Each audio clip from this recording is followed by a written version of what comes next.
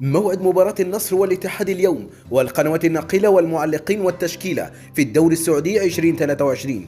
في البداية صلوا على النبي وما تنسوش تدعمونا بلايك للفيديو والاشتراك في القناة وتفعيل زر الجرس. يفتح ملعب مدينة الملك عبد الله الرياضية أبواب لاستضافة مباراة من العيار الثقيل تجمع بين النصر والاتحاد مساء اليوم، وذلك ضمن مباريات الجولة العشرين من الدوري السعودي 2023.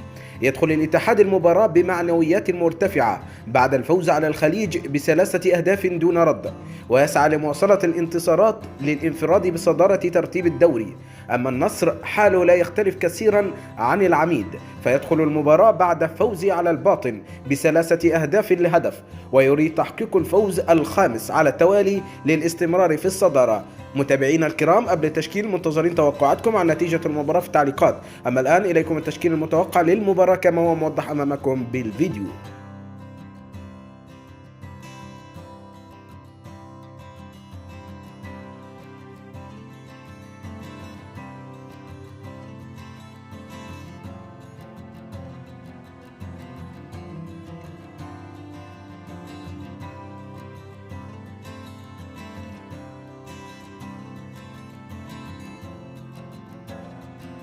وتنقل المباراة عبر قناة SSC سبورت 1 وقناة SSC 5 بصوت المعلق فهد العتيبي. وتنطلق المباراة في 6:30 مساء بتوقيت تونس والمغرب والجزائر، 7:30 مساء بتوقيت مصر والسودان وليبيا ولبنان وفلسطين، 8:30 مساء بتوقيت السعودية والكويت والعراق وقطر والبحرين واليمن وسوريا والأردن، 9:30 مساء بتوقيت الإمارات وسلطنة عمان. نحن في انتظار توقعاتكم عن نتيجة المباراة في التعليقات، ولا تنسوا لايك للفيديو.